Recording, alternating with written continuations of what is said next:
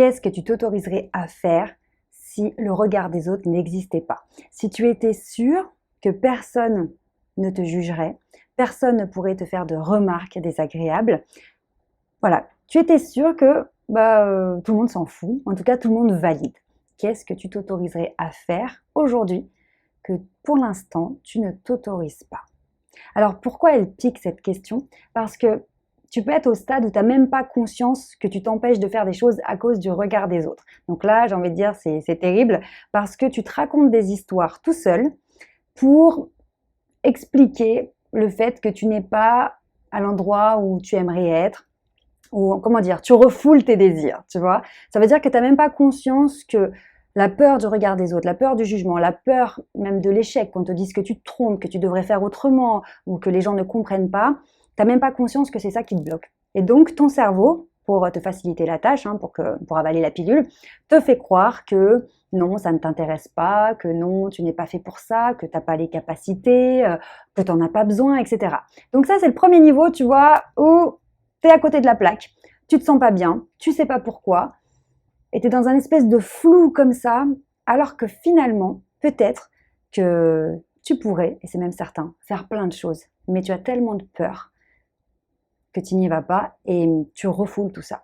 Maintenant, tu peux être un deuxième stade. Il n'est pas forcément plus agréable, mais tu as conscience que tu t'empêches d'agir de certaines manières, tu t'empêches de faire des choses, tu t'empêches d'essayer par peur du regard des autres.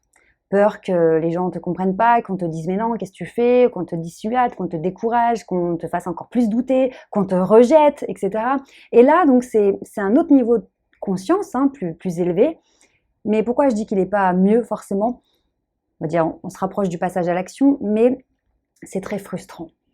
Ça peut être très énervant, il peut y avoir beaucoup de colère à ce stade-là, parce que tu sais que tu peux mieux faire, tu peux avoir mieux, tu pourrais avoir une vie beaucoup plus épanouissante, tu pourrais vraiment kiffer beaucoup plus ta vie, avoir un métier qui te plaît plus, peut-être gagner plus d'argent, avoir des relations beaucoup plus intéressantes, beaucoup plus profondes, faire des activités qui te plaisent vraiment, trouver vraiment ta place. Tu en as conscience de ça, que c'est possible, que c'est là, mais tu as aussi conscience que tu n'y arrives pas par peur du regard des autres.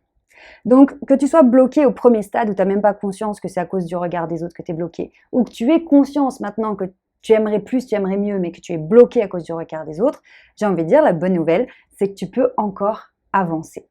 Alors, comment faire? Parce qu'on se dirait, finalement, il suffirait de se débarrasser du regard des autres, de cette peur d'être jugé, ce besoin d'être validé, que les autres nous confirment qu'on est sur le bon chemin, que les autres nous disent qu'on a raison, qu'on a bien fait de faire ce choix-là, etc., qu'ils nous soutiennent, qu'ils nous supportent, qu'ils sont avec nous. Mais c'est pas si facile. Pourquoi c'est pas facile? La première chose, c'est parce qu'on a ce besoin d'appartenance qui est viscéral. L'être humain est un être sociable qui a besoin de se sentir dans un groupe pour se sentir en sécurité. Ça vient de très très loin. À l'époque préhistorique, tu pouvais difficilement survivre seul. Donc, il y a ce besoin viscéral, ce réflexe primitif qui nous pousse à toujours nous faire accepter et avoir la validation des autres.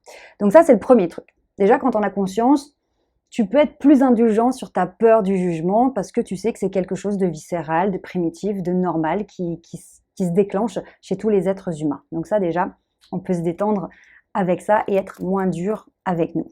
Maintenant, il y a d'autres choses.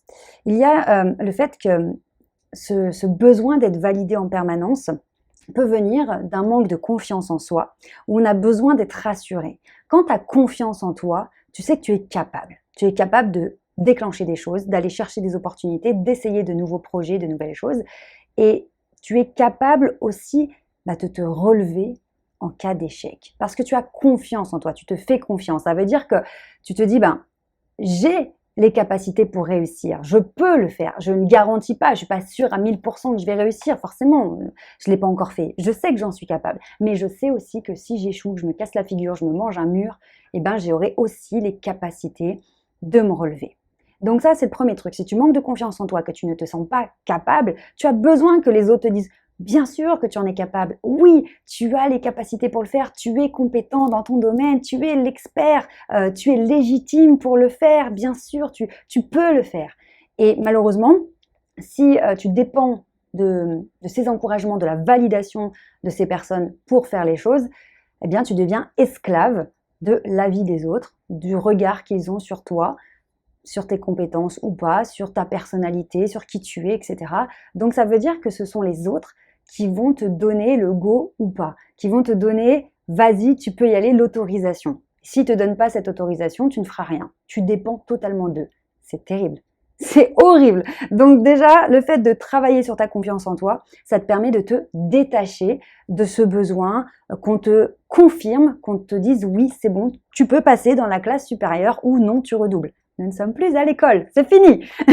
Donc ça, c'est la première chose, la confiance en soi. Maintenant, il y a autre chose aussi qui va rentrer en compte, c'est l'estime de soi. Est-ce que je m'estime suffisamment intelligent, intéressant? Est-ce que j'ai assez de valeur? Est-ce que j'ai assez de goût, par exemple, pour pouvoir assumer le fait de choisir tel style de vie, tel style de vêtements, tel style de sport, d'activité, etc. Si tu doutes de ta valeur, de ce que tu vaux, tu vas sans cesse avoir besoin qu'on te rassure là-dessus et qu'encore une fois, on te valide. Oui, tu mérites. Mériter, c'est une question de valeur. Si tu as suffisamment de valeur, tu mérites de réussir, tu mérites d'aller, de candidater pour ce poste, tu mérites d'avoir ce niveau de responsabilité, tu mérites de gagner autant d'argent. Mais si tu n'es pas sûr de cette valeur, tu n'es pas sûr de mériter, tu vas avoir besoin que ton entourage, que les autres autour de toi te disent oui, tu mérites, vas-y. Ah, ok, c'est bon, je mérite, je peux y aller. Merci, c'est bon, j'y vais. Malheureusement, si tu n'as personne autour de toi qui te dit oui, tu mérites ce job, oui, tu mérites cette relation, oui, tu mérites ce niveau de vie, oui, tu mérites d'être heureux, tu mérites de ce bien-être, etc. Tu mérites ce corps, toutes ces choses que tu aimerais mettre en place. Si tu n'as personne pour te dire que oui, tu mérites, tu vas douter. Et tu vas te dire quoi? Ben, vu que je suis pas sûre de ma valeur, je suis pas sûre de le mériter, ou je suis peut-être pas en droit de vouloir certaines choses, je suis peut-être pas en droit d'y aller, quoi. Je vais peut-être rater, ou quelqu'un ou quelque chose va peut-être me faire comprendre que non, quoi, je mérite pas. Et tout ça, évidemment, c'est inconscient. Ce serait tellement plus simple que tu as un truc qui s'affiche là dans ta tête parce que tu manques d'estime de toi, parce que tu n'es pas sûr de ta valeur, ça te fait douter, donc tu as peur, donc tu n'oses pas passer à l'action, donc tu es malheureux, tu es frustré, etc. Malheureusement, ça ne se passe pas comme ça. D'où l'importance et la richesse du développement personnel et tout ce qui est travail sur soi, peu importe la forme que ça prend. C'est vraiment tellement intéressant de comprendre d'où vient cette frustration, d'où vient cette jalousie, d'où vient cette tristesse, cette déception peut-être de la vie, cette lassitude, etc. Bien, quand tu reviens en arrière, tu dis ouais, bah en fait parce que j'ai peur de passer à l'action, parce que j'ai peur d'échouer, parce que je me dis peut-être je suis pas légitime, parce que je me dis peut-être que les autres eux ils peuvent le faire parce qu'ils ont les capacités, moi pas forcément. Et quand tu reviens comme ça, tac tac tac tac, tu dis ah mais peut-être que si j'étais sûre de ma valeur. Peut-être que si je m'acceptais moi-même, peut-être que si je commençais vraiment à m'aimer, à m'encourager et à faire équipe avec moi-même, peut-être que je me sentirais plus fort de l'intérieur. C'est ce que j'appelle le socle interne. Dans la méthode que j'ai développée pour développer son charisme, sa confiance en soi, être impactant, convaincant, être bien dans ses baskets, être solide, le bloc numéro 2 de ma méthode, ça s'appelle le socle interne.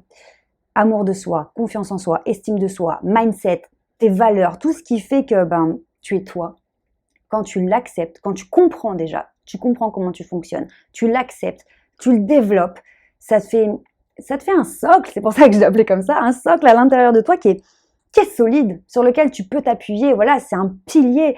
Et maintenant, comme tu te sens solide de l'intérieur, tu sais ce que tu vaux, tu sais qui tu es, eh bien tu assumes le fait d'avancer, même si les gens ne comprennent pas tes choix, même s'ils désapprouvent, même s'ils pensent que c'est nul, même s'ils pensent que c'est bizarre, même si eux ne l'auraient jamais fait.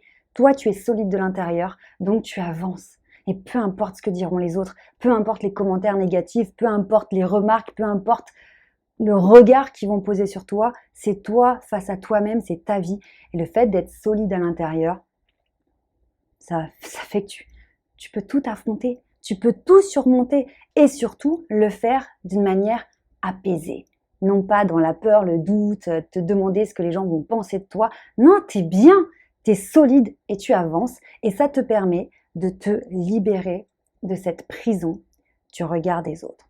Donc, tu vois, c'est vraiment le regard des autres, c'est un truc qui est terrible et c'est vraiment difficile de s'en détacher parce que quand tu veux développer ton charisme, ta confiance en toi, tu vas apprendre des techniques sur l'extérieur, tu vois, la posture, je parle beaucoup de la posture, le langage corporel. Tu vas apprendre à gérer ton relationnel pour que ce soit fluide, facile, développer ton intelligence émotionnelle, comprendre l'intention de la personne, dans quel état émotionnel elle est, tu vois, c'est vraiment plein de choses comme ça, mais si l'intérieur est bancal, si tu es tout le temps en train d'avoir peur de ce qu'on va penser de toi, alors tu ne seras pas solide, tu ne seras pas ancré physiquement, psychologiquement, parce que tu seras toujours instable dans la peur qu'on te juge mal, dans la peur qu'on te prenne pour quelqu'un que tu n'es pas, que tu ne veux pas justement qu'on te prenne pour quelqu'un que tu n'es pas. Peut-être que tu ne veux pas qu'on te prenne pour une personne arrogante, tu ne veux pas qu'on te prenne pour une personne égoïste, ou peut-être tu as peur qu'on te prenne pour une personne superficielle, tu vois. Toutes ces choses peuvent te faire peur, et du coup, on est très loin de l'ancrage, de la solidité, du bien-être que l'on recherche quand on veut développer son charisme, sa confiance en soi et être bien dans ses baskets. Donc vraiment, c'est pour ça que cette partie-là, le regard des autres, ça va finalement chercher très très très profond en soi. Mais quand tu t'en libères, mais c'est la liberté, vraiment, oui, on s'en libère d'ailleurs, mais vraiment ça te change la vie, ça t'enlève un poids, ça t'enlève un truc qui te pressurise. C'est vraiment, vraiment merveilleux. Donc, vraiment, continue à travailler là-dessus. Si tu veux faire un bilan personnalisé qui est totalement gratuit, je t'invite à prendre ton rendez-vous avec mes collaborateurs. Tu cliques sur le lien sous cette vidéo pour prendre ton rendez-vous, c'est totalement gratuit. Et puis, si tu veux intégrer l'Académie du Charisme pour apprendre ma méthode et que je sois à tes côtés au quotidien pour t'aider justement à te solidifier de l'intérieur, à apprendre les codes de la communication et voilà, à éclore en quelque sorte, eh bien vraiment ce sera avec grand plaisir. Donc clique sur le lien sous cette vidéo, tu prends ton rendez-vous personnalisé avec un de mes collaborateurs, tu me rejoins parce que tu peux aussi me rejoindre directement à l'académie, tu n'es pas obligé de passer par le rendez-vous. Si tu es chaud, que tu es motivé, que tu es déterminé, tu verras sur la page web, tu peux t'inscrire directement et puis hop, moi je te contacte par WhatsApp dès que je vois que tu es inscrit. Aussi, vous avez toujours accès tous au test du charisme qui est totalement gratuit. Pareil, c'est sous la vidéo. Prenez bien soin de vous. Je vous embrasse fort. Ciao!